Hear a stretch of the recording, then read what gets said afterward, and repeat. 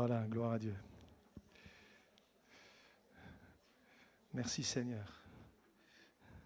Voilà, on est content de se retrouver ce matin. On va prendre un temps dans la présence de Dieu, ça fait du bien. Vous n'êtes pas parti en week-end, vous êtes là, c'est bien. Merci Seigneur. Voilà, on est content de te voir Stéphane. Que Dieu te bénisse. Voilà, merci Seigneur. Ça fait toujours du bien quand on prie pour quelqu'un de le voir arriver après. Merci Seigneur. Donc, merci Seigneur d'avoir posé sa main sur Stéphane. Et on pense aussi à nos autres bien-aimés. Je pense à Rémi ce matin, je pense à Mériel aussi. Voilà, je pense à Bernard. Voilà, que le Seigneur les bénisse. Voilà. Et j'en oublie peut-être d'autres, mais que vraiment le Seigneur étende ses mains. Amen. On prie le Seigneur, puis je laisse la place à Patrick qui va nous diriger dans quelques chants ce matin. On veut bénir le Seigneur. Seigneur, merci pour ta grâce. Merci pour ta fidélité ce matin. Je veux te louer, je veux t'adorer, Seigneur. Et merci encore de ce qu'on peut être dans ta présence. Merci pour la santé que tu nous donnes, Seigneur. Et Seigneur, merci pour notre frère Stéphane qui est là. Seigneur, te prions pour tous les bien-aimés qui ne peuvent pas être là, retenus pour des raisons de santé.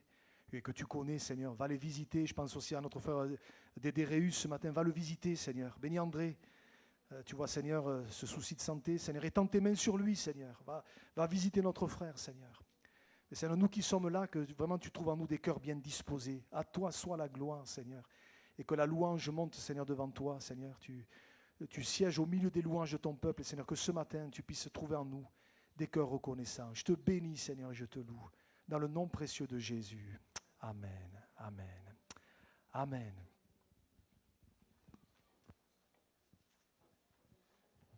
Voilà, bonjour à tous. Avant de commencer à chanter notre Dieu, à le louer, bien qu'on a certainement chacun pour notre part commencé à le faire dans notre cœur déjà, ou peut-être en commun, je vais partager avec vous ce matin une expérience qui nous montre que notre Dieu conduit toutes choses. Vous le croyez ? Amen. On avait notre semaine de prière, cette semaine, le matin à 6h30, et mardi matin, une sœur, avant le début de la réunion, nous a dit « Priez pour moi, parce que je suis dans un combat compliqué, dans quelque chose d'important pour elle ». Et donc, elle nous a demandé, juste avant la réunion, que pendant la réunion, on puisse justement avoir une attention particulière. On veut prier les uns pour les autres. Et je partageais la parole le matin. Et en fait, ce matin-là, le mardi avant de venir, j'avais lu ce chapitre du deuxième livre des Chroniques qui est au chapitre 20. Vous savez, ce texte dont il est question, et quand il nous est dit pour le roi Josaphat qu'il se retrouve en guerre et que l'Éternel va combattre pour lui. Et que dans la louange et dans la prière, il va y avoir Dieu qui va dresser des embuscades pour ses ennemis et que lui n'aura finalement pas besoin de combattre, mais simplement regarder les résultats. Il s'est passé donc la réunion du mardi, et puis on a une petite modif de planning. Je n'étais pas prévu moi pour m'occuper de la louange ce matin, et vendredi donc on fait cette modif de planning, et je demande à la personne qui était prévue quelle était la thématique finalement dans laquelle tu allais, puisque je ne voulais pas changer les chants qui étaient prévus. Et là, le texte que la personne avait pris pour s'appuyer, pour préparer ces moments, c'était le deuxième livre des Chroniques, le chapitre 20. On veut croire que Dieu conduit les choses. Et je voudrais simplement vous partager quelques versets de ce deuxième livre des Chroniques au chapitre 20. Je vais y arriver. On va lire les 3 premiers versets dans un premier temps. Ils vous sont projetés, voilà. Après cela, les fils de Moab et les fils d'Ammon, et avec eux des Maonites, marchèrent contre Josaphat pour lui faire la guerre.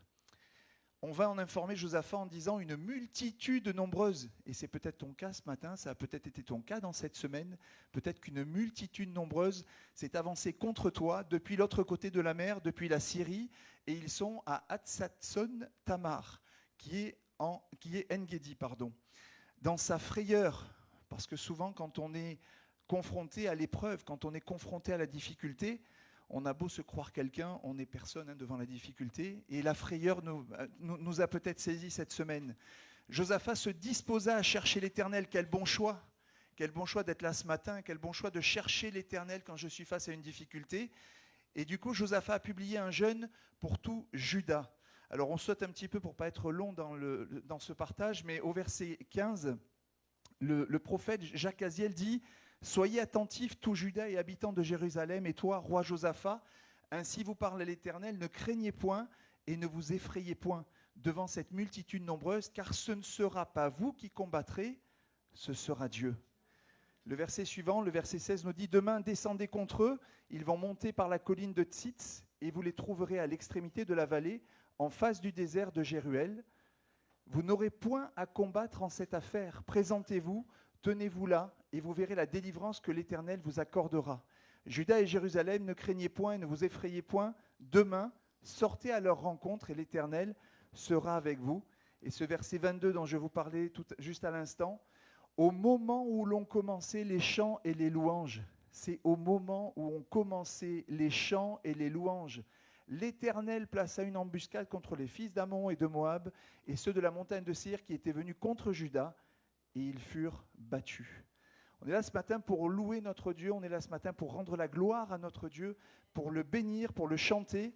Et je crois que ce matin, il nous faut réaliser qu'on ne veut pas le faire par habitude. On veut le faire parce que, en effet, quand je suis face à l'adversité, face à des questionnements dans ma vie, eh bien, au moment où je commence à chanter les louanges de mon Dieu, au moment où je commence à ouvrir la bouche pour louer mon Dieu, eh bien, l'Éternel va placer des embuscades contre mon ennemi et c'est lui qui va les battre. Je n'ai même pas besoin de combattre en tant que tel. Mon seul combat, c'est de le louer, c'est de le prier, c'est de le bénir. Alors ce matin, peut-être qu'on peut se mettre debout pour lui rendre toute la gloire et prendre ses chants et vraiment se dire que ce matin, si tu es venu avec quelque chose qui est là devant toi et qui va t'empêcher d'accéder au lieu très saint, eh bien dépose tout ça au parvis. Rentre dans le lieu saint, rentre dans le lieu très saint, loue ton Dieu, bénis ton Dieu, parce que c'est dans la louange que Dieu va tendre des embuscades face à ton ennemi. L'ennemi de ton âme, il ne veut pas que tu loues Dieu. L'ennemi de ton âme, il veut que tu fermes ta bouche ce matin, mais Dieu lui veut entendre ta louange, Dieu veut écouter ta louange et te dire, oui, j'agrée la louange que tu fais monter vers moi. Alléluia. On veut commencer par ce chant. Peut-être que la plupart, on ne le connaît pas, ce n'est pas très grave. En tout cas, on veut bien écouter les paroles et puis on le reprendra pour que chacun puisse l'apprendre. Dieu nous dit, je veux finalement être là auprès de toi. Et ce matin, c'est ce que nous voulons faire et être là auprès de lui également pour nous. Amen.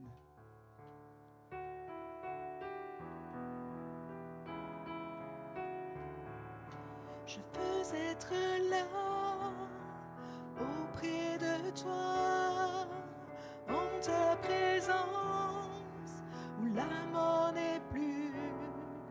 Et je veux entendre la voix des anges chanter ensemble. Alléluia, Dieu trois fois saint, Dieu tout-puissant, celui qui est, tu es digne, digne de gloire, Dieu tout-puissant, celui qui est.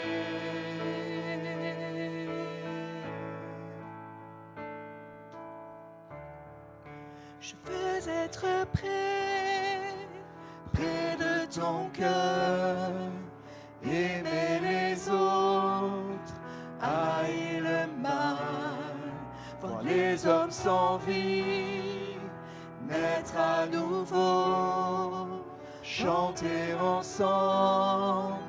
Alléluia, Dieu tu es saint, Dieu tout-puissant, celui qui est, tu es digne, digne de gloire, Dieu tout-puissant, celui qui est, Dieu tu es saint, Dieu tout-puissant, Dieu tout-puissant, celui qui est, tu es digne, digne de gloire, Dieu tout-puissant, celui qui est.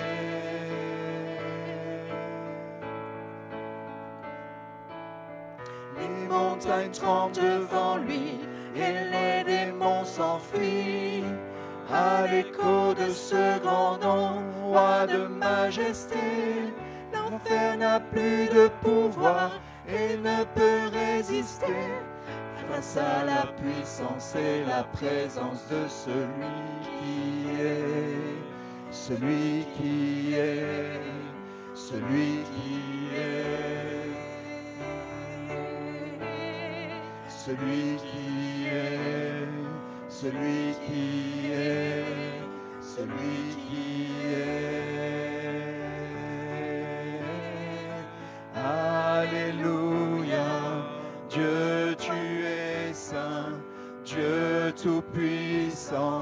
celui qui est.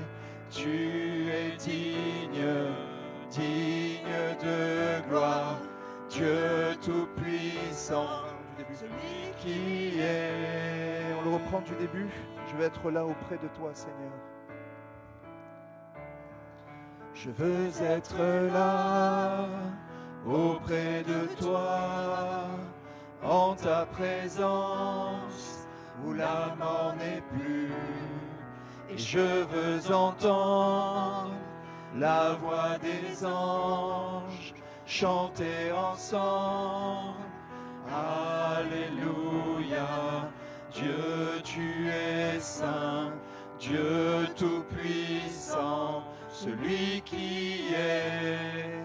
Tu es digne, digne de gloire, Dieu Tout-Puissant, celui qui est.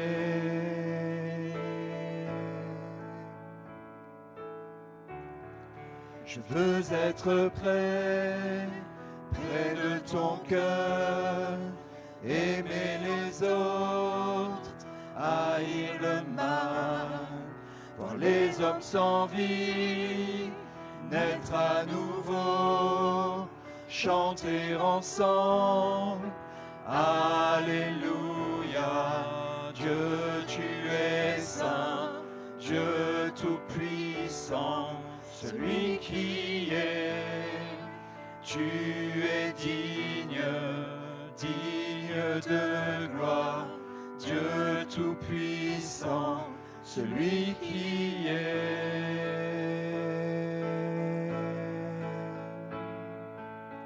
Les montagnes tremblent devant lui et les démons s'enfuient. À l'écho de ce grand nom, roi de majesté, l'enfer n'a pas de pouvoir et ne peut résister face à la puissance et la présence de celui qui est, celui qui est, celui qui est, celui qui est, celui qui est, celui qui est. Alléluia, Dieu tu es saint, Dieu Tout-Puissant, celui qui est. Tu es digne, Jésus. digne de gloire, Alléluia. Dieu Tout-Puissant, Tu es le celui Tout-Puissant, qui Seigneur est. Jésus. Alléluia, Dieu tu es saint, Dieu Tout-Puissant, celui qui est. Tu es digne, digne de gloire, Dieu Tout-Puissant. Oh, tu es digne, Seigneur, tu es digne, Jésus, alléluia. Peut-être qu'on peut le bénir ce matin, simplement par rapport à ce que nous venons de chanter. Seigneur, tu es digne, Jésus. Tu es le Tout-Puissant, Seigneur. Tu es le seul qui est digne. Seul le nom de Jésus a été donné pour que par ce nom nous soyons sauvés, pour que par ce nom le péché soit enlevé de nos vies. Je vais encore réaliser ce matin la puissance qu'il y a dans le nom de Jésus, la puissance qu'il y a dans le nom de celui qui est, de l'Éternel. Merci Jésus, parce que dans ton sang il y a ma délivrance, dans ton sang il y a ma rédemption, Seigneur. Et tu ne t'es pas arrêté là, Seigneur, mais tu as vaincu la mort, Jésus. Et l'espérance que tu as placée dans mon cœur, c'est que un jour mes yeux te verront. Et c'est une espérance pour l'éternité, Jésus. Je veux te bénir pour cela. Tu es digne, Seigneur, tu es digne. Alléluia. Tu es digne, Jésus. Alléluia. Alléluia. Merci, Seigneur. Merci, Jésus. Merci, Seigneur. Tu es digne, ô Dieu, alléluia, digne de recevoir la louange de nos cœurs. Et quand je te loue, tu dresses des embuscades face à mes adversaires, Seigneur. Te bénir, Seigneur, te bénir pour le salut en Jésus. Alléluia. Sodo do kanda da bedegai. Sodo do kende de bedegai. Sonde di bebe de cara da sondo tocanda da bede sodo kai. Béni soit ton nom, Jésus. Béni soit ton nom, Seigneur. Tu es digne, Jésus. Alléluia, Seigneur. Tu es celui qui est Jésus. Il n'y en a nul au-dessus de toi, Seigneur. Aucun n'est au-dessus de toi, Jésus. Oh, je te bénis ce matin, Seigneur. Oui, tu es digne, Jésus. Tu es digne, Seigneur. Alléluia. Alléluia, Jésus. Jésus, Jésus, Jésus, viens, Seigneur. Descends ton esprit sur ton peuple ce matin. Alléluia, Jésus. Alléluia, Seigneur Jésus.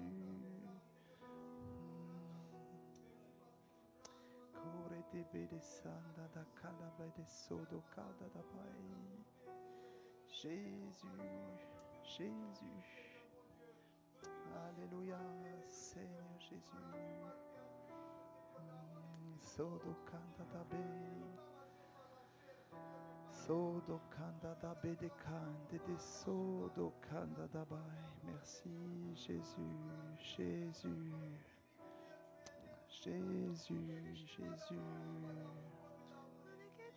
Jésus, Jésus. Sodo kande de bedegai de sodo kanda dabai.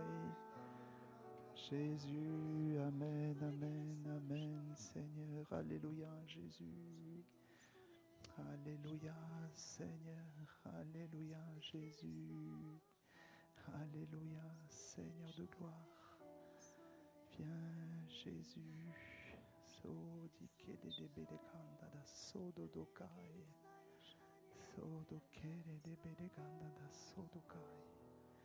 Sodi bebe de shede kede bedelai. Sodo dokai. Sodo kele de bedekai. Amen, Jésus, Amen. Amen, Jésus. Alléluia. Alléluia, Jésus. Tu es digne, Seigneur. Tu es saint, Seigneur. Alléluia. Jésus, Jésus, Jésus. Alléluia. Alléluia, Jésus. Alléluia, Seigneur. Alléluia. Revêtons l'armure et gagnons le pays. La victoire est à notre Dieu. Toute arme forgée contre nous est brisée. La victoire est à On peut reprendre ces paroles ce matin. Réalise que ce matin, la victoire, elle est à ton Dieu. Toute âme forgée contre toi est brisée. Ce matin, loue ton Dieu. Alléluia. Revêtons l'armure et gagnons le pays. La victoire est à notre Dieu. Alléluia. Toute arme forgée contre nous est brisée. La victoire est à notre Dieu. Oui, chantons gloire, honneur, force et louange au Seigneur. Chantons gloire, honneur, force et louange au Seigneur.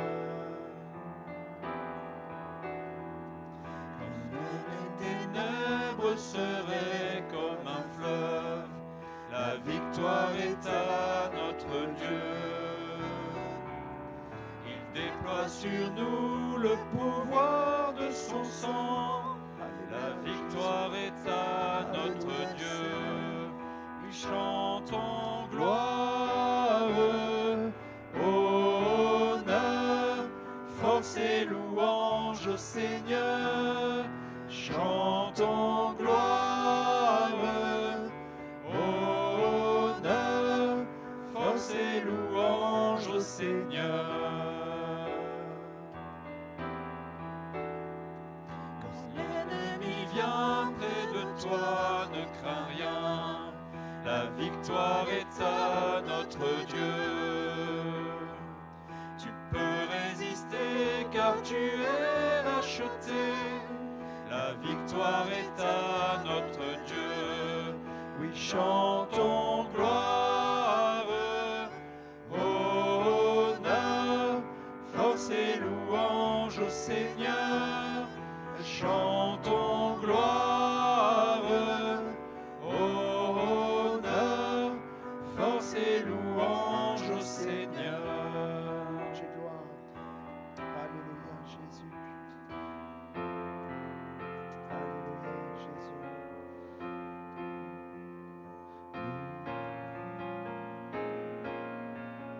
Louange et gloire à l'agneau de Dieu. Louange et gloire à l'agneau de Dieu.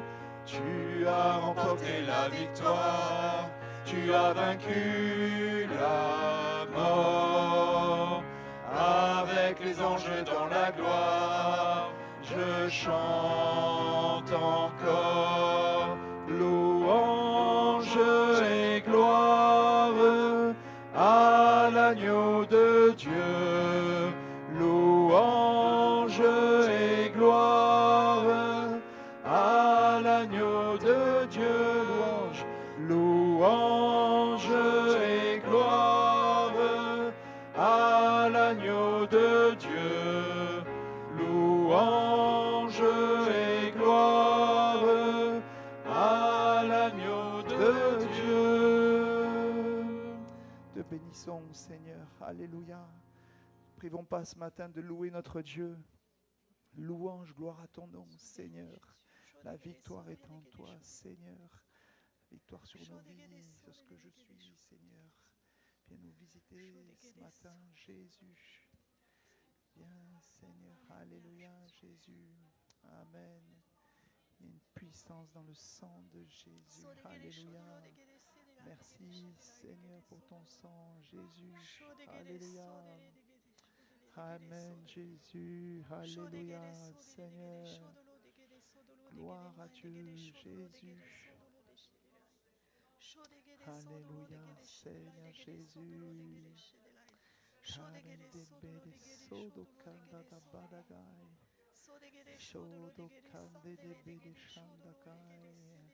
Alléluia, Jésus. Alléluia, Seigneur.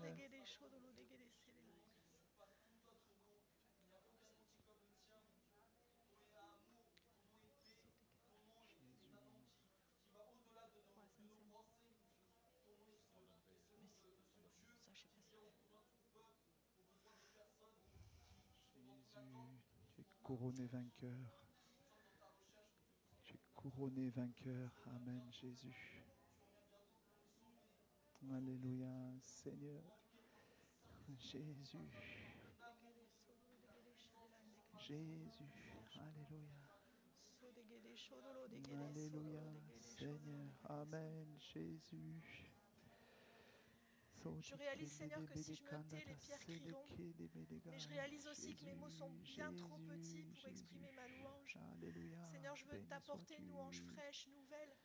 Pas de la répétition, Seigneur, mais vraiment l'expression de mon cœur reconnaissant ce matin. Amen, Seigneur, merci. C'est le seul mot que j'ai ce matin, Seigneur, à te donner, c'est merci. Viens nous saisir. Alléluia, Seigneur.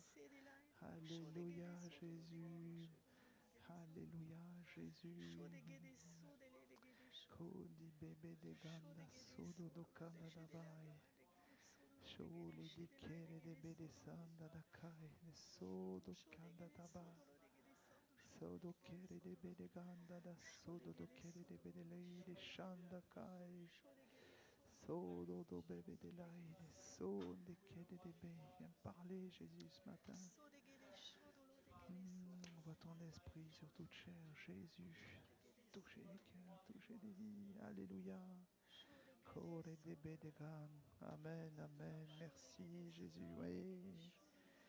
Seigneur Jésus. Soro do kanda da bebe de sodo ganda da bai. Sodo kai.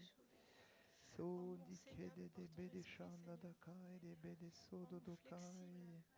Merci Seigneur Jésus, merci pour ta vie Seigneur, merci pour ton esprit Jésus, alléluia.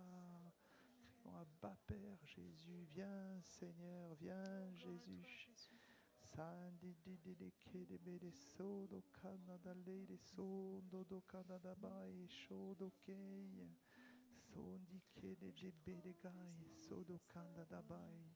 Que tu es couronné. Merci Jésus, merci Seigneur. Dieu que nous bénissons, que nous élevons, Dieu 3 fois saint. Alléluia, le Dieu tout-puissant, Jésus. Amen, amen. Oui, Jésus, Seigneur de gloire, il y a une puissance, Seigneur, dans la louange. Seigneur, merci, merci pour tes enseignements, merci pour ta parole, Jésus. Te bénis pour ta parole, Seigneur. Alléluia, Jésus. Amen, amen, Jésus. Amen, amen. Oui, Seigneur. Merci, Jésus. Amen, amen, amen. Amen, alléluia. Jésus, Jésus. Amen, Seigneur. Gloire à Dieu, Jésus. Alléluia, Seigneur. Sodo kanda de legede bede sondo kanda da bada sende de kede de londo kai. Shore de karada bede sondo do kanda da bai. Merci Seigneur, merci Jésus pour la louange de ton nom. Alléluia. Alléluia Jésus, alléluia Seigneur. Alléluia. J'ai demandé aux frères qui ont été proposés pour s'approcher et préparer le repas du Seigneur.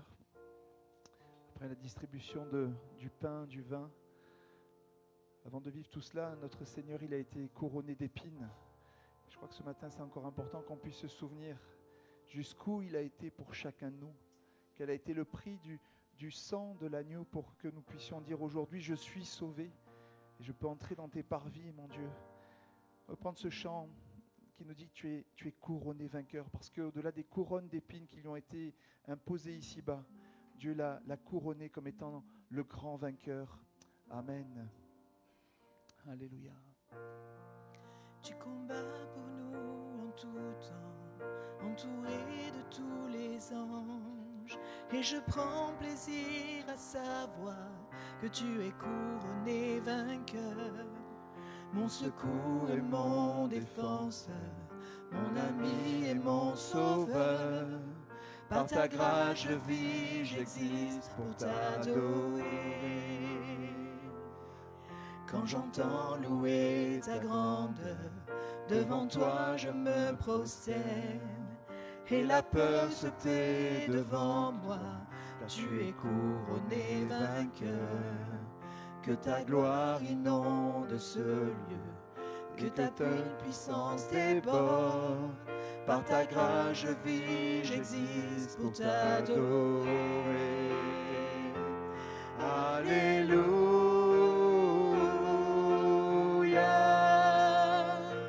Tu as triomphé, tu as triomphé. Alléluia. Jésus, tu as triomphé du monde.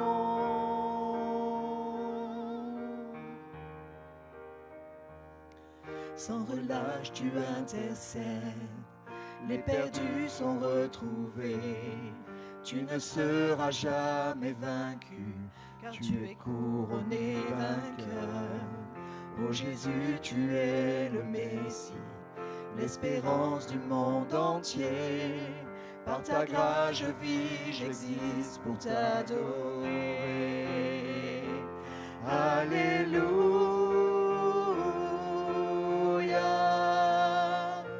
Tu as triomphé, tu as triomphé. Alléluia. Jésus, tu as triomphé du monde. Les forces me tomberont et les hauteurs s'abaisseront. Tu es couronné vainqueur, tu es vainqueur, tu es vainqueur. Les forteresses tomberont et les hauteurs s'abaisseront. Tu es couronné vainqueur, tu es vainqueur, tu es vainqueur. Les forteresses tomberont et les hauteurs s'abaisseront. Tu es couronné vainqueur, tu es vainqueur, tu es vainqueur.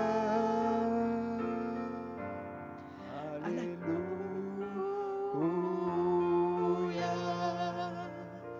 Tu as triomphé, tu as triomphé. Alléluia. Jésus, tu as triomphé du monde. On écoute un frère prier pour ces emblèmes. Jésus. Seigneur de gloire. Jésus, Jésus.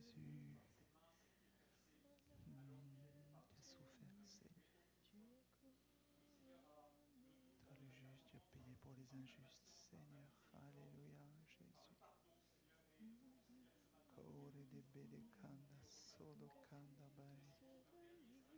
Shodo kanda da sede kede de bedegai. Sodo kende de bedekanda, shede kede de bedele. Sodo kanda da badagai de sodo kende be.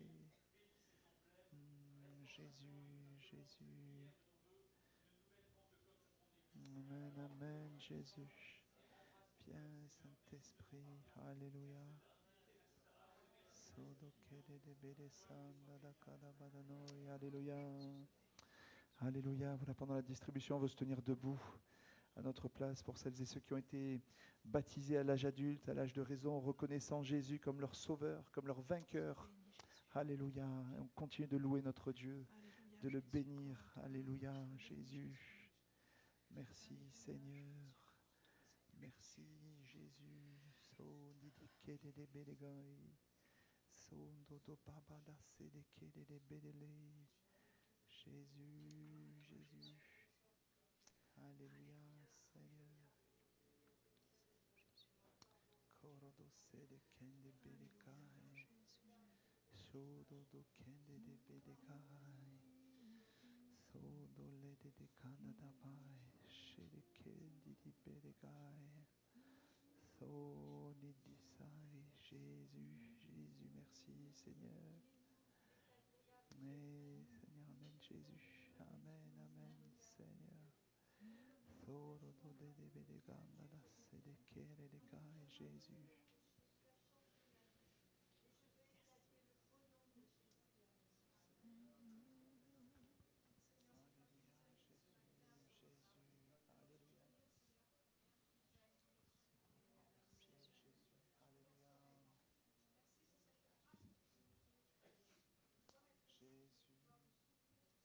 Alléluia, Seigneur, Alléluia.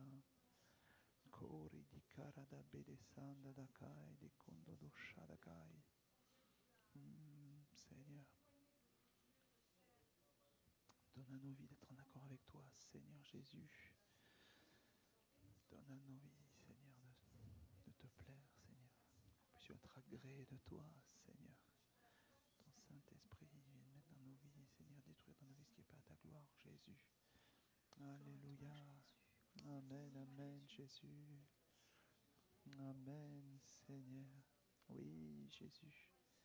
Kori di cara da bede sondo, kada da bede shandakai. Oui, Jésus.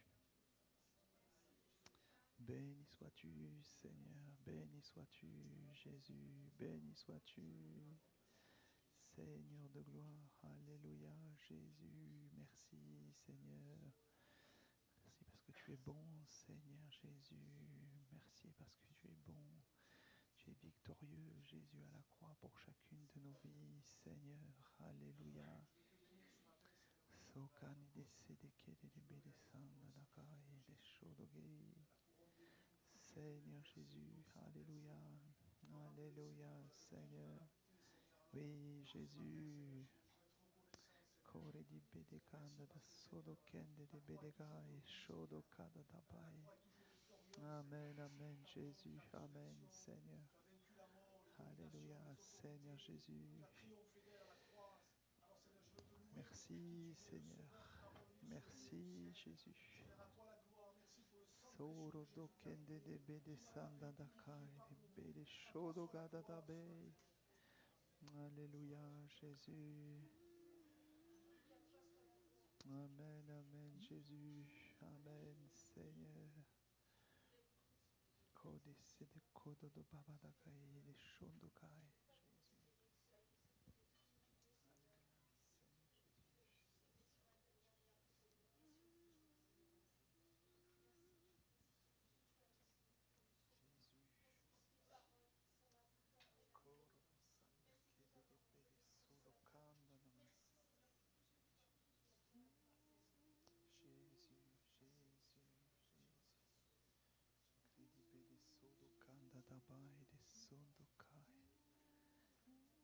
Amen, Jésus. Alléluia, Alléluia. Alléluia, merci Seigneur. Ori descende che di bede shodo kada da bai. Sodo do kende di bede gai. Sodo do baba da shede kede di bede sodo kai. Che se le bede dai de shodo kara da sai. Jésus, Jésus. Seigneur Jésus, Alléluia, Jésus. Alléluia, Seigneur, Alléluia, Jésus. Alléluia, Seigneur Jésus. Sodo kandi bedekai. Sodo kara da bede sanda da kandi de bede sodo kada da bai. Sodo gede bede sanda kai. Jésus, Jésus. Merci Seigneur, Alléluia, Jésus, Alléluia, Kode Bedegai, Kare de Bede Sodo, Kande de Bedegai, Jésus,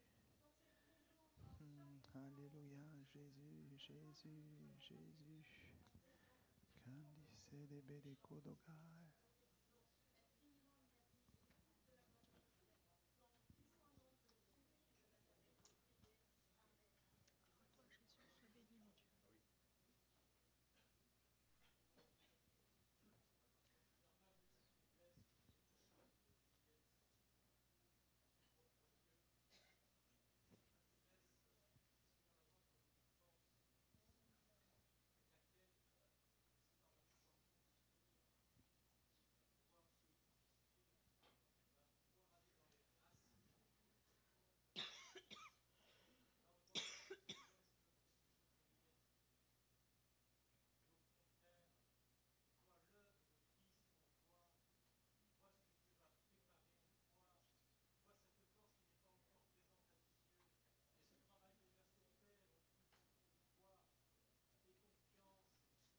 Toi,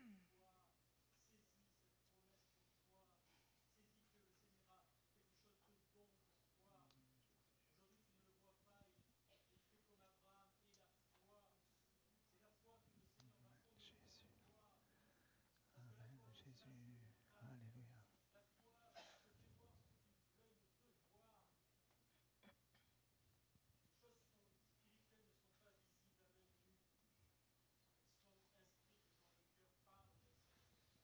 Amen, Jésus.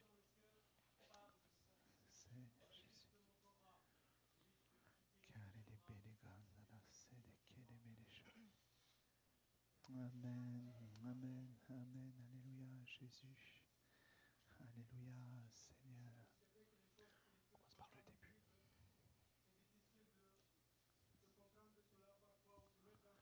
Jésus.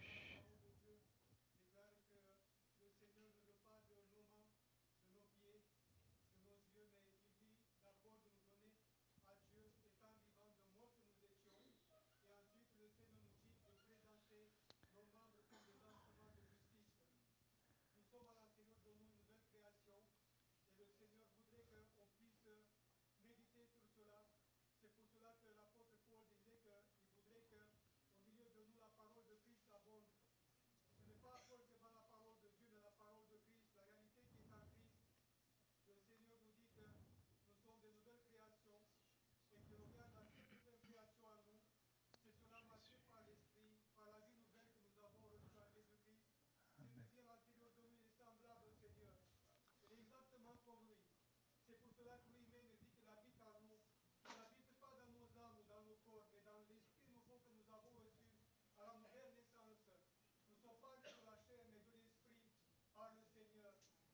Amen. Amen. Jésus. Jésus. Jésus.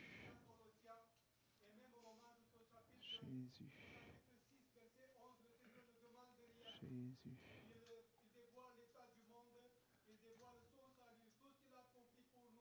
Seigneur Jésus.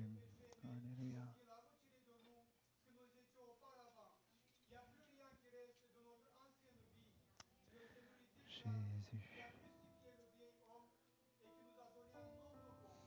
Amen. Jésus.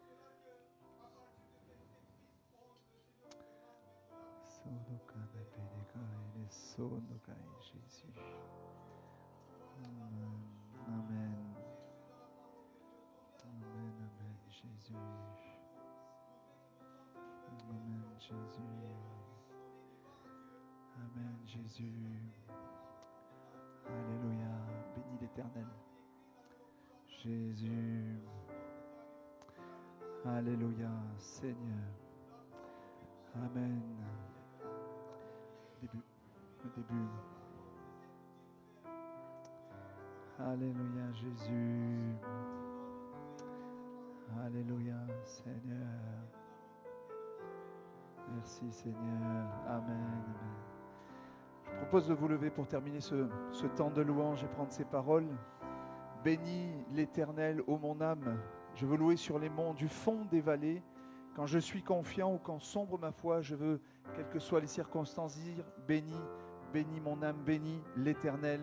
Amen. On termine en louant, bénissant notre Dieu ce matin. Je louerai sur les monts et du fond des vallées. Quand je suis confiant ou quand sombre ma foi, je louerai dans la crainte, dans l'insécurité. Ma louange est un fleuve qui emporte l'ennemi. Et tant que je vivrai, tout en moi chantera béni l'Éternel, ô mon âme. Bénis l'Éternel, ô mon âme. Je louerai peu importe ce que dicte mon âme. Je louerai car je sais que tu restes au contrôle. Ma louange est une âme plus qu'un simple chant. Ma louange est le cri qui a détruit Jéricho. Car tant que je vivrai, tout en moi chantera béni l'Éternel, ô mon âme. Bénis l'Éternel, ô mon âme. J'élève ma voix, mon Dieu est vivant, rien n'arrêtera ma louange. J'élève ma voix, mon Dieu est vivant, rien n'arrêtera ma louange. J'élève ma voix, mon Dieu est vivant, rien n'arrêtera ma louange. Bénis l'Éternel, ô mon âme. Bénis l'Éternel, ô mon âme. Pour ton autorité, ta majesté, pour ta victoire, ô Dieu, je te louerai. Pour ta fidélité, ta sainteté, pour ta puissance, ô Dieu, je te louerai. Pour ton autorité, ta majesté, pour ta victoire, ô Dieu, je te louerai. Pour ta fidélité, ta sainteté, pour ta puissance, ô Dieu, je te louerai. Bénis l'Éternel, ô mon âme. Bénis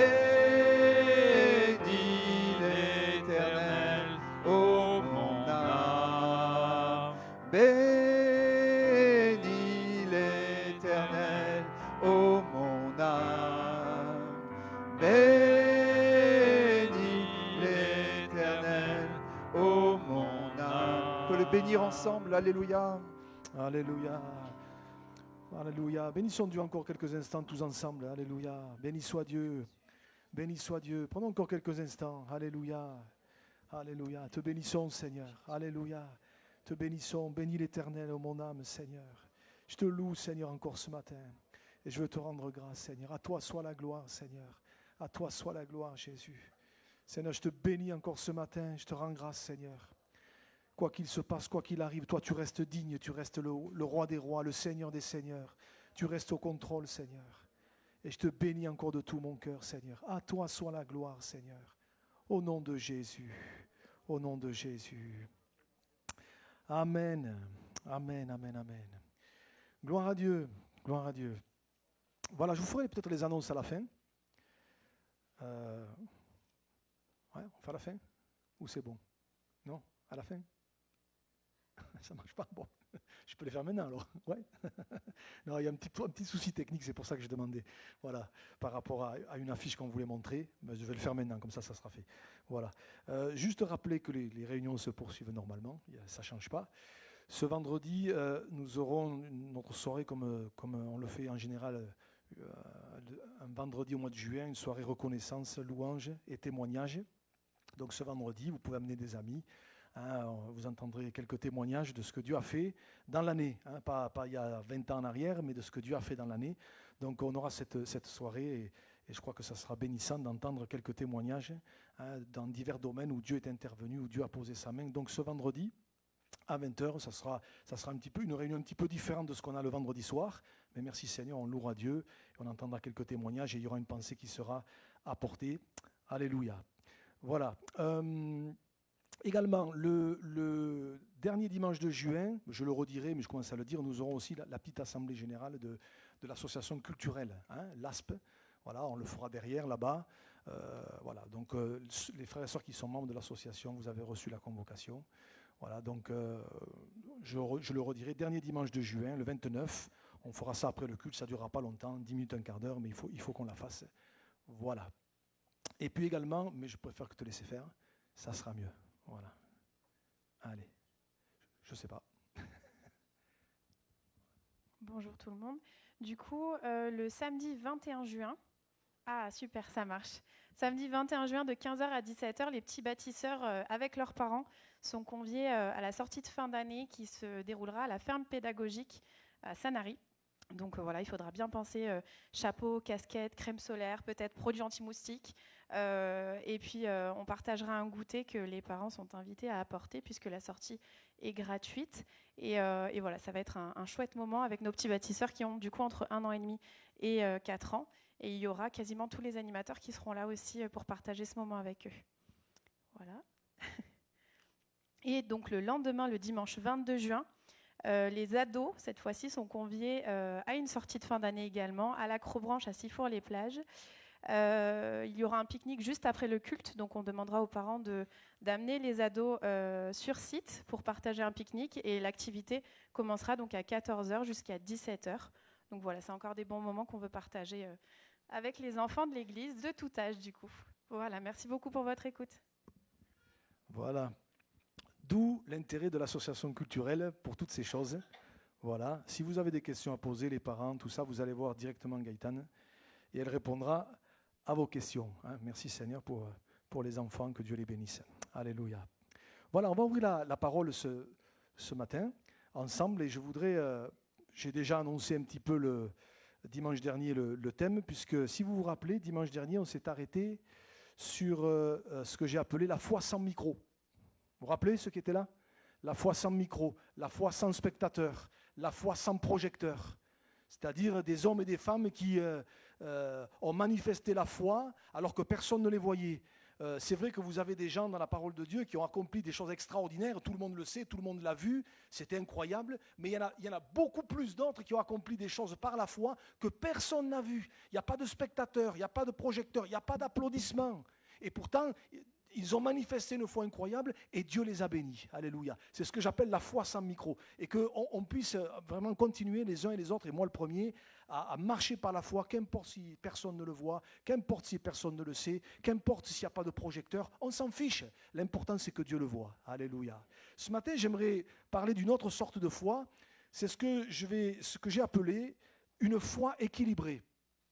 Avoir une foi équilibrée. Dieu ne veut pas qu'on soit des illuminés et Dieu ne veut pas qu'on soit des mystiques. Mais nous devons avoir une foi équilibrée. Alors, on va, pour voir un petit peu ce thème ce matin, on va lire un premier texte dans un passage, le passage des héros de la foi, Hébreux chapitre 11. On va lire à partir du verset 32 jusqu'au verset 40. Alors, vous connaissez, ceux qui lisent la Bible, vous connaissez ce passage d'Hébreux 11 qui est incroyable et je vous invite à le relire dans son intégralité. Je prends la fin, il est dit ceci, « Que dirais-je encore ? Car le temps me manquerait pour parler de Gédéon, de Barak, de Samson, de Jephthé, de David, de Samuel et des prophètes qui, par la foi, vainquirent des royaumes, exercèrent la justice, obtinrent des promesses, fermèrent la gueule des lions, éteignirent la puissance du feu, échappèrent aux tranchants de l'épée, guérirent de leurs maladies, furent vaillants à la guerre, mirent en fuite des armées étrangères. Des femmes recouvrèrent leur mort par la résurrection. D'autres. Alors vous voyez, quand je parlais de la foi sans micro, ben vous en avez là. D'autres. Qui c'est ces autres ? Je ne sais pas. Je ne sais pas. Mais Dieu les a vus. D'autres furent livrés au tourment et n'acceptèrent point de délivrance afin d'obtenir une meilleure résurrection. D'autres subirent les moqueries et le fouet, les chaînes et la prison. Ils furent lapidés, sciés, torturés. Ils moururent tués par l'épée. Ils allèrent çà et là vêtus de peau de brebis et de peau de chèvre, dénués de tout, persécutés, maltraités, eux dont le monde n'était pas digne, errant dans les déserts et les montagnes, dans les cavernes et les antres de la terre, tout cela à la fois desquels il a été rendu témoignage, écoutez bien, tout cela à la fois desquels il a été rendu témoignage, n'ont pas obtenu ce qui leur était promis, Dieu ayant en vue quelque chose de meilleur pour nous, afin qu'ils ne parvinssent pas sans nous à la perfection. Amen.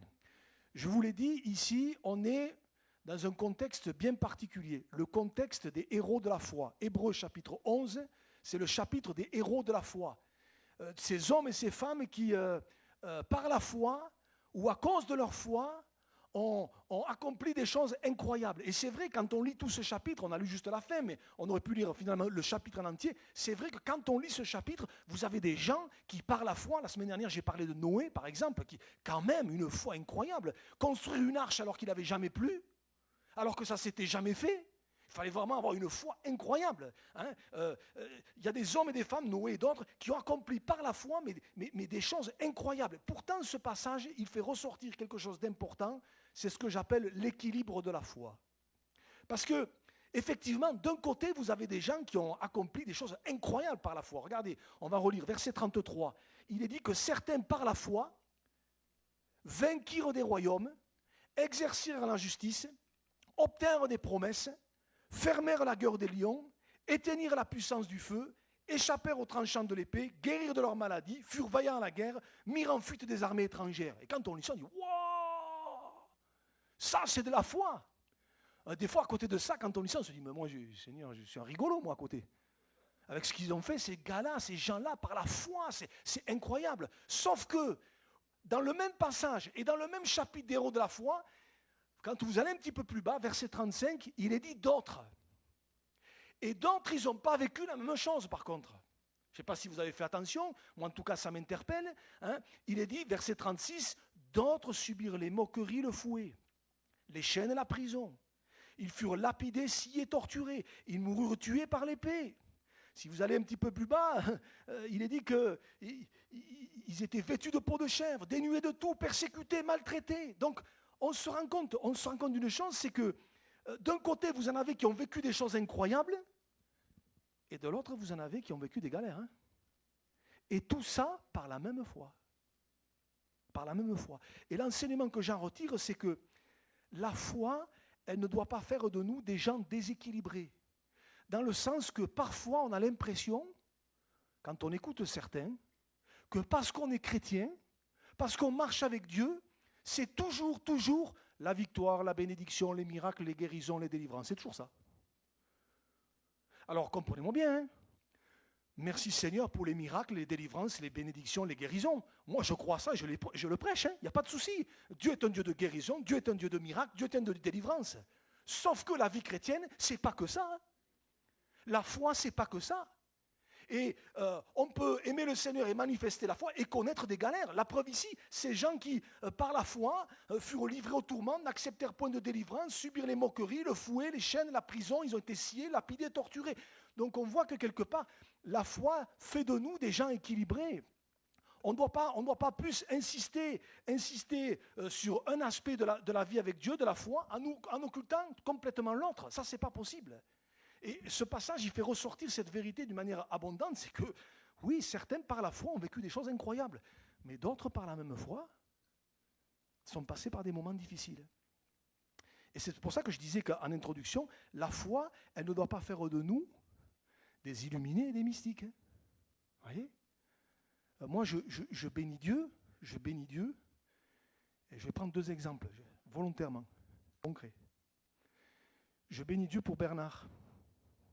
On a prié pour Bernard. Si Dieu n'avait pas posé sa main sur Bernard, il ne serait plus là aujourd'hui. Il ne serait plus là aujourd'hui. Je l'ai vu après son opération, avec des fils de branchements de partout, c'était impressionnant, ça faisait même peur. Je n'invente rien, Erika. Voilà. Si Dieu n'avait pas posé sa main, il ne serait pas là aujourd'hui. Dieu est intervenu, merci Seigneur. Merci Seigneur, on l'a prié, Dieu est intervenu, Dieu a béni cette opération. Et je ne vais pas rentrer dans les détails, mais la manière dont ça s'est fait, Dieu était là. Dieu était là, parce que il a fait une complication sur la table d'opération. Il l'aurait fait un jour avant, c'était fini. Dieu a conduit les choses. Mais ce n'est pas tout le temps comme ça. Hein. Ce n'est pas tout le temps comme ça. Je me souviens, alors ce n'est pas ici, donc je peux en parler, je ne vais pas rentrer dans les détails. Je me souviens de cette situation où un jour, un croyant est tombé malade. Oui, parce qu'on peut être croyant et tomber malade. Hein. Ce n'est pas un péché. Hein. Non, mais il faut que ce soit dit quand même. Hein. Ce n'est pas un péché, ce n'est pas qu'il a fait quelque chose, ce n'est pas qu'il a commis quelque chose, vous voyez. Parce que des fois, non. Et il est tombé malade. Et bien entendu, l'Église a prié. Hein. L'Église a prié. Voilà. Et puis, la situation s'est pas améliorée. Et la famille de ce croyant, alors dans un sens je le comprends, sauf qu'il y a un aspect qu'il ne faut pas oublier, c'est que Dieu est souverain, il fait ce qu'il veut. Hein. Elle disait Dieu va le guérir, Dieu va le guérir, Dieu va le guérir, Dieu va le guérir. Moi je le crois, hein. Dieu peut guérir. Comme disaient les 3 amis de Daniel, notre Dieu peut nous délivrer, oui il peut. Vous voyez ? Sauf qu'est arrivé le moment où la situation a dégénéré. Et dans les derniers instants, toute la famille était autour du lit et il est parti. Et là, la famille, ils se sont tous mis à prier pour qu'il ressuscite. Mais il n'est pas ressuscité. Hein. Et ça a été l'incompréhension la plus totale pour la famille. On ne comprend pas. Mais Dieu est souverain en fait. Et quelque part, il nous faut avoir une foi équilibrée. Ce n'est pas parce qu'on est croyant qu'on est exclu des souffrances, du deuil, des larmes. Oui, Dieu est un Dieu de guérison. Oui, Dieu est un Dieu de miracle. Oui, Dieu est un Dieu de délivrance. Mais il y a des moments où parfois on peut passer aussi par des galères et des souffrances. Par le deuil, par la maladie. Je n'ai pas donné le verset, mais concernant le grand prophète Élisée, il était atteint de la maladie dont il mourut. Ce n'est pas moi qui le dis, c'est écrit. Hein. Il était atteint de la maladie dont il mourut. Voilà. La foi ne doit pas faire de nous des illuminés ou des mystiques. Oui, Dieu est un Dieu de guérison, oui, Dieu est un Dieu de miracle, mais il y a parfois aussi des moments où on doit passer par certaines difficultés, et ça fait partie de la foi, et la foi, elle est toujours là. Voyez. Et je crois que c'est d'autant plus important d'en parler que la foi fait de nous des gens équilibrés, parce qu'un des signes des derniers temps, c'est quoi? Regardez, l'apôtre Paul dit ceci, 2 Timothée chapitre 4, vous connaissez ces versets, hein, 2 Timothée chapitre 4, on va lire du verset 2 au verset 5, il dit « Prêche la parole ». Prêche la parole. J'ai envie de dire toute la parole, pas que des morceaux. Toute la parole. Prêche la parole, insiste en toute occasion, favorable ou non. Reprend, censure, exhorte avec toute douceur et en instruisant. Écoutez bien, car il viendra un temps où les hommes ne supporteront pas la saine doctrine, mais ayant la démangeaison d'entendre des choses agréables, ils se donneront une foule de docteurs selon leurs propres désirs, détourneront l'oreille de la vérité et se tourneront vers les fables. Et le verset 5, « Mais toi, sois sobre en toutes choses, supporte les souffrances, fais l'œuvre de l'évangéliste, remplis bien ton ministère. Il viendra un temps où les hommes ne supporteront plus la saine doctrine, mais ayant la démangeaison d'entendre des choses agréables. » Je crois qu'on est dans ce temps-là aujourd'hui. C'est-à-dire que, quelque part, si je résume un petit peu, il y a des choses, on ne voudra plus en entendre parler, et il y en a d'autres, on dira, ah, pasteur, parle-nous de ça. Pasteur, parle-nous de guérison, parle-nous de délivrance, parle-nous de miracles, parle-nous de ces choses-là. Et il faut en parler, hein. Mais ne nous parle pas de persécution, ne nous parle pas de souffrance, ne nous parle pas de ces choses-là. Mais quand je lis la parole de Dieu, béni soit Dieu pour les miracles et les guérisons, mais quand je lis l'Évangile, je me rends compte qu'elle nous parle aussi de persécution, elle nous parle aussi de souffrance, elle nous parle aussi parfois de tempête. Et on ne peut pas occulter un au détriment de l'autre. Et justement, quand vous lisez un petit peu, et on va lire quelques versets, quand vous lisez par exemple des paroles de l'apôtre Paul, vous vous rendez compte que l'apôtre Paul, il était équilibré. S'il y en a un qui a vécu des miracles, s'il y en a un qui a vu la main de Dieu, et on va faire passer quelques versets, vous allez voir, mais c'est lui. Pourtant, il est très équilibré dans ce qu'il dit. Regardez, par exemple, dans Romains chapitre 8, versets 16 et 17, il dit, Romains chapitre 8, versets 16 et 17, « L'Esprit lui-même rend témoignage à notre esprit que nous sommes enfants de Dieu. Or, si nous sommes enfants, nous sommes aussi héritiers. » Waouh! Tu es un héritier. Vous êtes des héritiers. Alléluia. Vous savez ce que c'est un héritier? En général, quand on parle d'héritier, on dit « Ouh !» Mais là, il y a plus que ça. Hein? Il y a le ciel. Nous sommes héritiers. Alléluia. Et co-héritiers de Christ. Oh, que j'aimerais que le verset il s'arrête là. Sauf que ça continue. Si nous souffrons avec lui, afin d'être glorifiés avec lui. On veut tous être glorifiés, mais sans souffrir. L'apôtre Paul est très équilibré dans ce qu'il dit. Oui, il parle. Oui, nous sommes héritiers de Dieu, co-héritiers de Christ, mais il parle aussi de souffrance. Hein. Il ne l'exclut pas, hein. Il n'enlève pas. Hein. Voyez? Et je reviens à ce passage de Paul où il dit « Il viendra un temps où les hommes ne supporteront plus la saine doctrine ». Je me rends compte que de plus en plus, aujourd'hui, il y a des choses où on ne veut plus trop en entendre parler. Hein. Si on parle un peu trop de souffrance, de difficultés, de combats, de luttes, oh pasteur, tu n'es pas très encourageant. Hein. Parle-nous de miracles, parle-nous de guérison, parle-nous de délivrance. Il faut en parler. Hein. Mais la parole de Dieu, c'est un tout. Je ne peux pas prendre comme morceau ce qui m'intéresse et délaisser le reste. Et aujourd'hui, on entend des tas de messages sur les réseaux sociaux où on insiste. Mais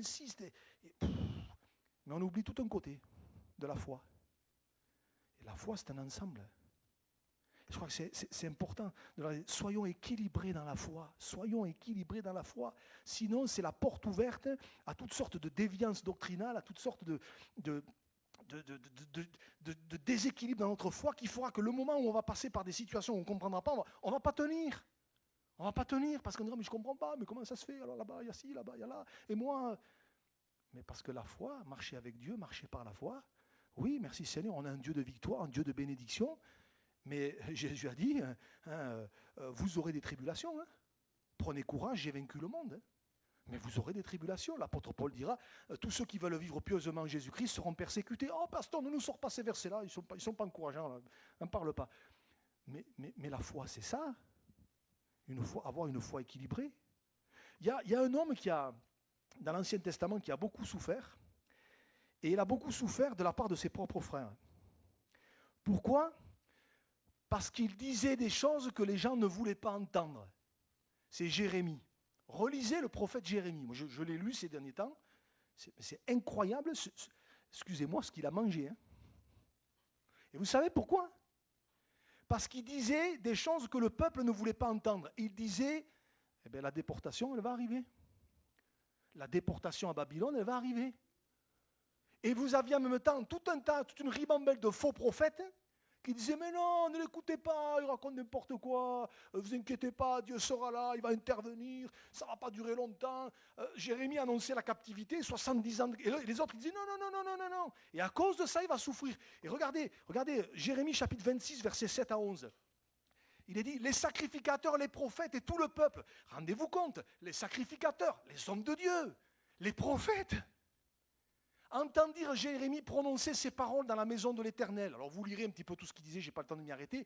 Et comme Jérémie achevait de dire tout ce que l'Éternel lui avait ordonné de dire à tout le peuple, ce n'étaient pas ses paroles à lui, c'était les paroles que Dieu lui avait données. Les sacrificateurs et tout le peuple, les prophètes et tout le peuple se saisirent de lui en disant, tu mourras. Purée. Regardez la suite. Pourquoi prophétises-tu au nom de l'Éternel en disant cette maison sera comme Silo et cette ville sera dévastée, privée d'habitants? Autrement dit, ils sont en train de dire pourquoi tu nous dis qu'on va partir en déportation? Et ça, ils ne voulaient pas l'entendre. Tout le peuple s'attroupa autour de Jérémie dans la maison de l'Éternel. Lorsque les chefs de Juda eurent appris ces choses, ils montèrent de la maison du roi à la maison de l'Éternel et s'assirent à l'entrée de la porte neuve de la maison de l'Éternel. Alors les sacrificateurs et les prophètes parlèrent ainsi aux chefs et à tout le peuple, cet homme mérite la mort, car il a prophétisé contre cette ville comme vous l'entendez de vos oreilles. Vous vous rendez compte ce qu'il disait du prophète Jérémie? Cet homme, il mérite la mort. Et il mérite la mort pourquoi? Parce qu'il leur disait la vérité. En fait, il leur disait ce qu'ils n'avaient pas envie d'entendre. Voyez? Et je me faisais la réflexion, quand on voit le contexte de Jérémie, du prophète Jérémie, mais on est exactement dans le même contexte aujourd'hui. Il est question dans ce passage, je n'ai pas le temps de m'y arrêter, mais de tout un tas de faux prophètes qui disaient « Mais non, vous inquiétez pas, il n'y aura pas la déportation, il n'y aura pas ceci, il n'y aura pas cela. » Et Jérémie disait « Si. » Et à cause de ça, ils se sont ligués contre lui. Et aujourd'hui, on entend tout un tas d'enseignements, de prophètes et tout ce que vous voulez, qui vous disent ils ne vous parlent que de bénédiction, de délivrance, de guérison, etc. Mais on occulte complètement tout le reste. C'est la même époque que Jérémie. Exactement la même. Alors, tout à l'heure, je vous disais que s'il y en a un qui a vécu des choses incroyables, c'est l'apôtre Paul. L'apôtre Paul, il a vécu quand même des choses, mais incroyables. Des miracles, il en a vu. Regardez Actes 19, verset 11. Dieu faisait des miracles extraordinaires par les mains de Paul. Ça ne vous aurait pas intéressé d'avoir un petit peu le descriptif là? Qu'est-ce qu'il faisait d'extraordinaire? C'était quoi les miracles? Allez, parle-nous de ça. Parle-nous de ça. La Bible ne dit rien. Dans un autre texte, regardez 2 Corinthiens chapitre 12, verset 12. Et ça, c'est très intéressant. Paul dit, les preuves de mon apostolat ont éclaté au milieu de vous par une patience à toute épreuve, par des signes, des prodiges et des miracles. Encore une fois, par des signes, des prodiges et des miracles. Moi, j'aurais aimé savoir, Paul, vas-y, raconte-nous un peu. Oh, c'est bien ça, c'est stimulant, c'est encourageant. Mais il ne donne pas de descriptif. Juste une petite chose, vous y réfléchirez. C'est quand même assez étonnant et surprenant que, avant de parler des signes, des prodiges et des miracles, il dit, mais les preuves de mon apostolat ont éclaté au milieu de vous, premièrement, par une patience à toute épreuve. Il cite d'abord ça. Avant les miracles, les prodiges. Moi, je n'aurais pas parlé de ça. Ou alors je l'aurais mis en dernier. Lui, il le met en premier. Ça veut tout dire. Ça veut tout dire. Je ne vais pas plus loin. Voyez, mais ce qui est intéressant aussi, c'est de réfléchir que dans ce passage, là, 2 Corinthiens 12, vous lirez à la maison à tête reposée, au début du chapitre, c'est ce passage où Paul dit « Je connais un homme qui fut ravi en esprit ». Les chrétiens, vous vous rappelez? J'ai connu un homme qui fut ravi en esprit et qui est monté dans le ciel. Et que là, il a entendu des choses qu'il n'est pas permis d'exprimer. Alors je vous le dis avec d'autres mots. Paul a vécu une expérience où Dieu l'a amené dans le ciel. Et il a vu des choses incroyables. Vous relirez le début du chapitre, il le dit. Et avec humilité, il dit « Je connais un homme ». Il ne dit pas que c'est lui, mais en fait, il parle de lui là. Je connais un homme qui... Vous n'auriez pas aimé que Paul vous fasse un descriptif de ce qu'il a vu dans le ciel? Je suis toujours très étonné quand j'entends des fois toutes ces vidéos où on voit des gens sont montés 45 minutes au ciel et ils vous décrivent tout ce qu'ils ont vu. je suis toujours très, comment je veux dire ça, un peu méfiant avec tout ça, parce que l'apôtre Paul aurait pu le raconter, il ne le raconte pas. Il ne dit rien de ce qu'il a vu, de ce qu'il a entendu. Il ne dit pas. Vous voyez? Il ne dit pas. Et aujourd'hui, il n'y a pas longtemps, quelqu'un m'a envoyé une vidéo. Si vous saviez tous les WhatsApp que je reçois par jour. On m'a envoyé une vidéo d'un miracle en direct. Bon, c'était, apparemment, parce que en fait, vous ne voyez pas grand-chose. Hein. Vous ne voyez pas grand-chose. Hein. Une jambe plus courte que l'autre qui se remettait au même niveau que l'autre. Bon. J'ai regardé, bon, honnêtement, on ne voit pas grand-chose. Hein. Bon, mais miracle en direct. En fait, ça me gêne un petit peu tout ça. Vous savez pourquoi? Parce que quand je lis les évangiles, ce n'est pas ce que faisait Jésus. Je n'ai pas donné le verset, mais juste avant le culte, j'ai corné une page là de ma Bible. Je vous prends juste un exemple. Dans l'évangile de Marc, au chapitre 8, versets 22 et 23, il est dit à propos de Jésus et de ses disciples, « Ils se rendirent à Bethsaïda et on amena vers Jésus un aveugle qu'on le pria de toucher. » Et regardez ce qu'a fait Jésus. Il prit l'aveugle par la main et le conduisit hors du village. Et vous lirez la suite, il l'a guéri. Il le conduisit hors du village. Il ne s'est pas fait une publicité là devant tout le monde. Il l'a pris tout seul, il l'a amené hors du village et il l'a guéri entre lui et tout seul. Il n'a pas fait de spectacle. Aujourd'hui, on aime bien le spectacle aujourd'hui. Et les chrétiens, ils courent après ça. Le spectacle. Spectacle de délivrance, spectacle de guérison. Attention, comprenez-moi bien. Je crois à la délivrance, je crois à la guérison, alléluia, je n'ai pas de problème avec ça. Mais je me rends compte que ce n'est pas ce que Jésus faisait. Et j'ai pris ce texte, il y en aurait d'autres. Jésus voyait accourir la foule, qu'est-ce qu'il faisait? Oh, papa, vite. Il ne courait pas après ça, après le spectacle. Voyez? Donc je me dis, mais comprenez-moi bien. Je bénis Dieu pour les miracles, les guérisons et tout ce que vous voulez, toutes ces choses-là, parce que c'est dans la Bible. Mais la vie avec Dieu, la marche par la foi, ce n'est pas que ça. Il y a aussi des luttes, il y a aussi des combats. Il y a des moments que Dieu permet aussi. Dieu permet aussi. Regardez, ça me vient, excusez-moi, je te fais travailler, Cristiano, excuse-moi. Ce verset dans 2 Chroniques, on y revient aux Chroniques. 2 Chroniques, regardez ce verset. Chapitre 32, verset 31. 2 Chroniques, chapitre 32, verset 21. Il est question d'Ézéchias. Regardez. Cependant, lorsque les chefs de Babylone envoyèrent des messagers auprès de lui pour s'informer du prodige qui avait eu lieu dans le pays, alors il y avait eu un prodige, béni soit Dieu, qu'est-ce qu'il est dit là? Dieu l'abandonna pour l'éprouver afin de connaître tout ce qui était dans son cœur. Ça veut dire quoi? Ça veut dire que parfois Dieu peut permettre certaines situations qui n'ont rien à voir avec le diable, qui n'ont rien à voir avec un péché, qui n'ont rien à voir avec... Vous voyez? Mais qui sont là aussi pour nous, pour quelque part, pour nous façonner, nous modeler, nous faire grandir, etc. etc. Vous voyez, la foi, c'est pas que le côté « waouh ». Il y a aussi parfois des moments qui sont là, qui sont plus difficiles, mais au travers duquel Dieu nous façonne, Dieu nous modèle, Dieu nous fait grandir, Dieu nous amène plus loin. Et oui, parfois, Dieu peut permettre certaines situations où, on se dit, mais qu'est-ce qui se passe? J'ai l'impression que Dieu n'est pas là, et en fait, au travers de ça, Dieu veut nous faire grandir. C'est aussi ça la foi. C'est aussi ça la foi. Et vous voyez, on ne peut pas simplement s'appuyer sur un aspect de la foi et oublier l'autre. C'est pour ça que je dis, c'est important d'avoir une foi équilibrée. Équilibrée. Merci Seigneur pour les miracles, merci Seigneur pour les guérisons. Mais parfois, et il y en a plusieurs qui pourraient témoigner, parfois il faut passer par l'opération. Stéphane? Eh oui.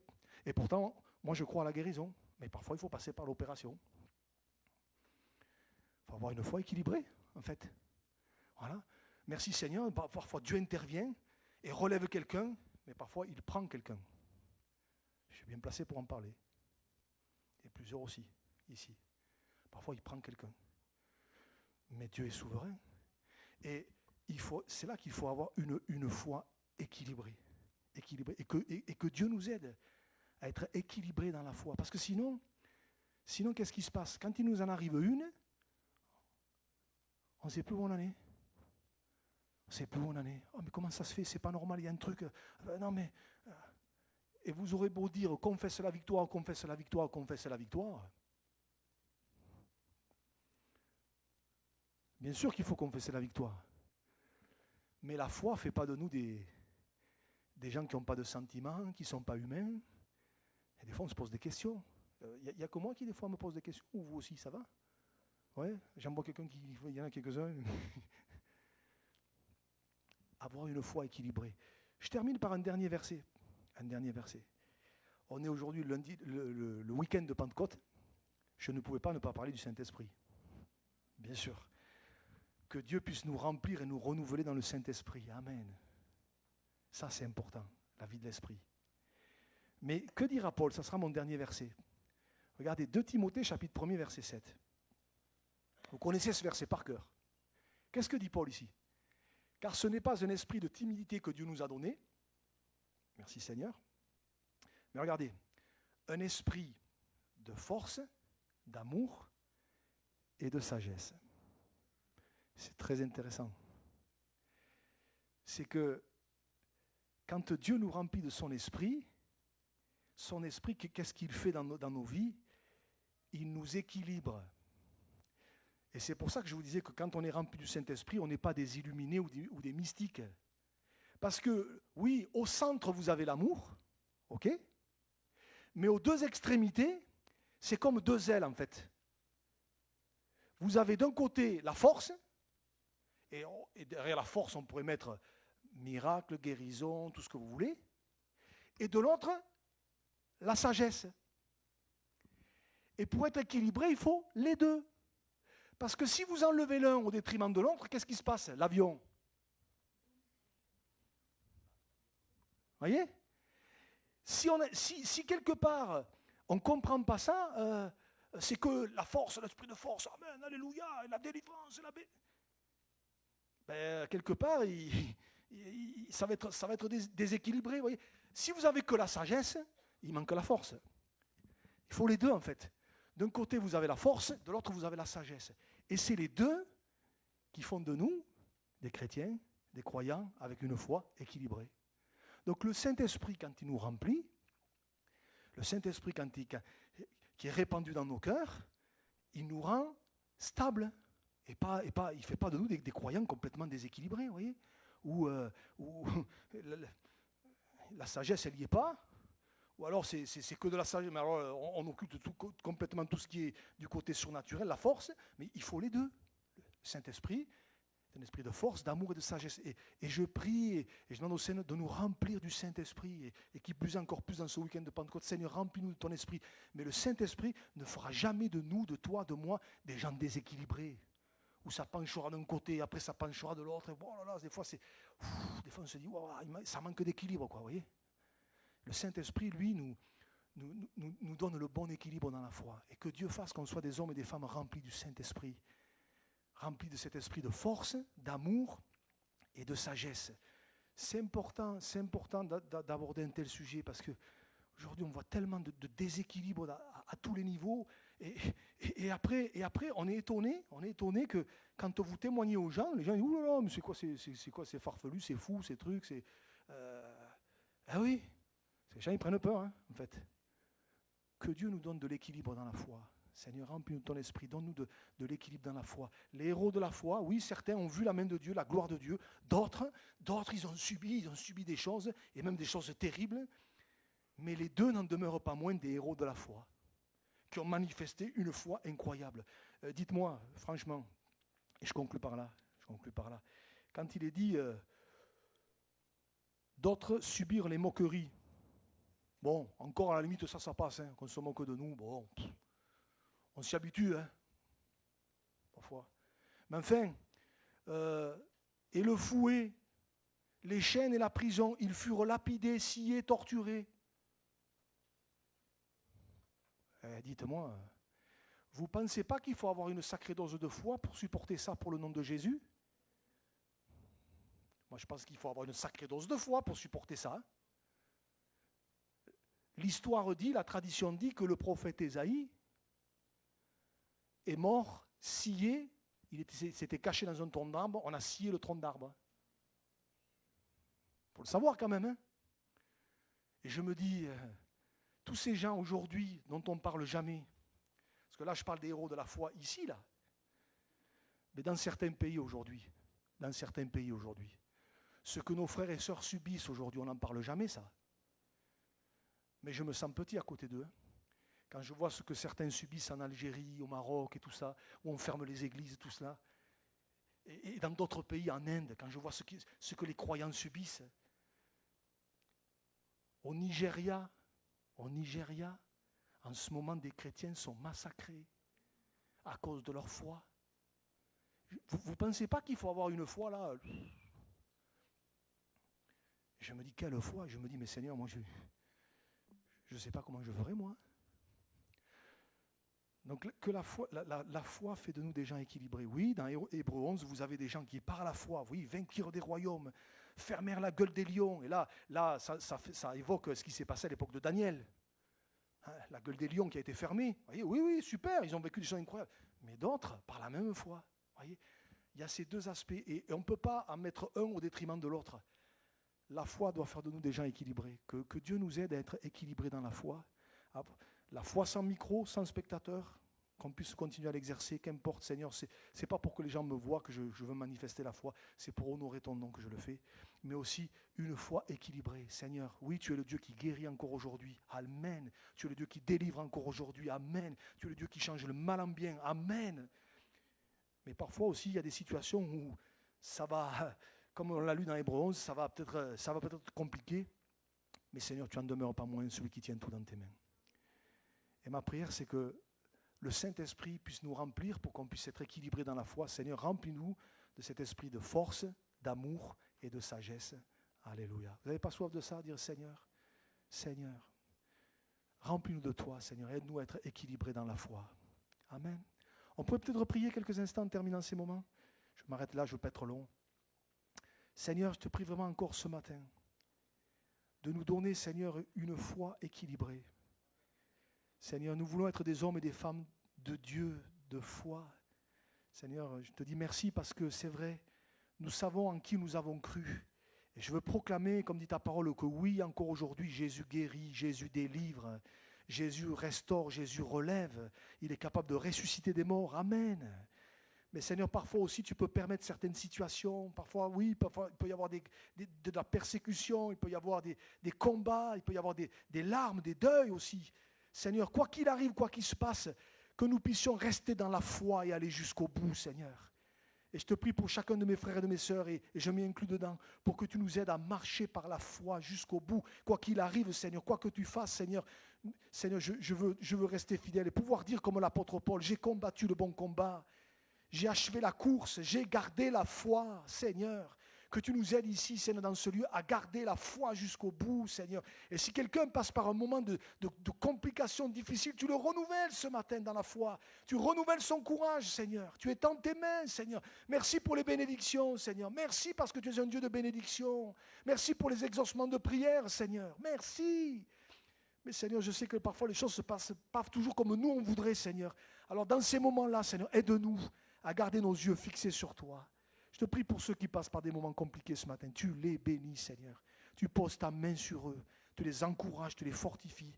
Seigneur, et tu leur donnes force et capacité de tenir ferme jusqu'au bout. Seigneur, quoi qu'il se passe, quoi qu'il arrive, de rester fidèle avec toi. À toi soit la gloire. Bénis mes frères et sœurs, au nom de Jésus. Je voudrais terminer ce moment peut-être sans rentrer dans les détails. Peut-être s'il y a des bien-aimés, voilà, il y a une ou des situations qui sont là, et peut-être tu voudrais qu'on prie pour toi. Simplement, je voudrais prier pour toi en finissant. Mon frère, ma soeur, lève-toi à ta place, on va prier. Mon ami, lève-toi. Si tu veux qu'on prie pour toi, je ne te demanderai pas c'est quoi, qu'est-ce qu'il y a, mais c'est entre toi et Dieu. Alléluia. Mais ma prière, c'est que dans cette situation, Dieu te donne de tenir ferme, de rester dans la foi et de t'attendre à lui, quoi qu'il se passe, ou qu'importe la manière dont que Dieu va utiliser. Alléluia. Alléluia. Alléluia. Seigneur, je te prie pour ces bien-aimés. Tu connais les situations, qu'elles soient physiques, qu'elles soient familiales, qu'elles soient professionnelles, Seigneur, qu'elles soient sentimentales. Seigneur, tu sais toutes choses. Je te prie pour chacun d'eux, chacune d'elles, pour que tu interviennes, Seigneur, de la façon dont tu estimeras que c'est la meilleure, Seigneur. Ah Seigneur, je te prie pour chacun d'eux, Seigneur, qu'au nom de Jésus, tu les bénisses. Qu'au nom de Jésus, le Saint-Esprit passe et les remplisse. Et que cet esprit de force, d'amour et de sagesse les remplisse pour les aider à tenir ferme, Seigneur. Au nom de Jésus, tu vois la foi de chacun de ceux qui sont debout. Tu vois leur foi, tu vois leur désir de t'honorer, Seigneur. Je te prie pour eux, Seigneur, pour que tu les bénisses et que tu les remplisses. Et Seigneur, que tu nous donnes ensemble de manifester cette foi ferme, mais équilibrée, Seigneur. Nous te faisons confiance, Seigneur. Et quelle que soit la manière que tu utiliseras, Seigneur, celle que nous voudrions, ou peut-être une autre, Seigneur, nous voulons te faire confiance et nous attendre à toi. Parce que je sais une chose, Seigneur, c'est que tu n'abandonnes pas tes enfants. Alors à toi soit la gloire. Dans le nom précieux de Jésus. Amen, amen. Je voudrais vous laisser juste ce dernier verset en terminant. Dans le psaume 37, c'est David qui dira, psaume 37, David dira, j'ai été jeune, j'ai vieilli, et je n'ai jamais vu le juste abandonné. Jamais. Vous entendez bien? Jamais. Donc mon frère, ma soeur, quoi qu'il arrive, quoi qu'il se passe, Dieu ne t'abandonnera jamais.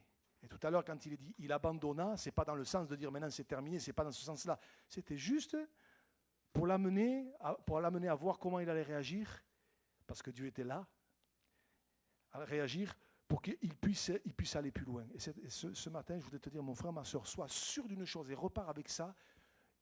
Dieu n'abandonne ses enfants jamais.